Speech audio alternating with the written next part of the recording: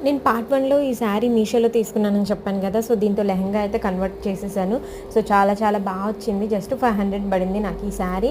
So, video అయితే నేను last వరకు మిస్ అవ్వకుండా చూడండి. నేను లెహెంగా అయితే చాలా చాలా టర్న్ అవుట్ అయింది. మెయిన్‌లీ దుపట్టా అనమాట. కొంచెం డిఫరెంట్‌గా ట్రై చేద్దామని క్రియేటివ్‌గా ఆలోచించి దుపట్టా అయితే డిజైన్ చేశాను.